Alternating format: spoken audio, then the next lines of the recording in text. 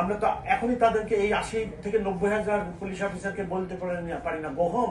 গত 15 বছরে যে রিক্রুটমেন্ট হয়েছে সেই রিক্রুটমেন্টে নানাভাবে তার তার কি বলে নিয়োগপত্র দেওয়ার আগে নানাভাবে স্ক্রুটিনি করা হয়েছে।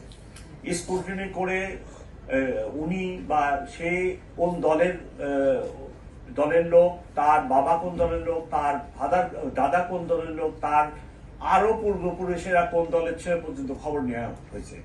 এরূপ ভাবে গত 15 বছরে আমরা রাত্রি যদি আপনারা হিসাব করেন 2 লক্ষ পুলিশ যদি হয়, 2,20,000 আমাদের কিন্তু সিভিল স্টাফ আছে, বাদ দিয়ে যদি 2 লক্ষ পুলিশ অফিসার হয়, তার ভিতরে 80 থেকে 90,000 এরূপ ভাবে রিক্রুটেড। এবং আপনারা বা কর্তৃপক্ষ, আমরা তো এখনই তাদেরকে এই 80 থেকে 90,000 পুলিশ অফিসারকে বলতে পারি না গহম। আপনাকে তো অনেকটা জেনারেস হতে হবে।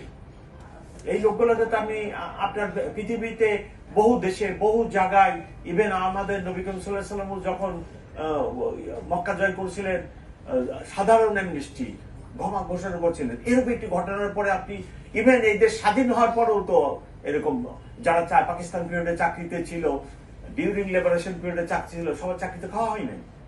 তারা কিন্তু বাংলাদেশ স্বাধীন হওয়ার পরেও চাকরি করছে।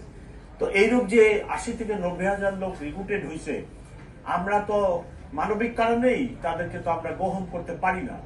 তবে যারা দুষ্টু, যারা পেশাদারিত্বের বাইরে যে নানা ধরনের কর্মে লিপ্ত হয়েছিল, তাদের বিরুদ্ধে তাদের অনেকে পালায়ে গেছে এবং তাদের অনেকের বিরুদ্ধে আমরা ব্যবস্থা নিচ্ছি।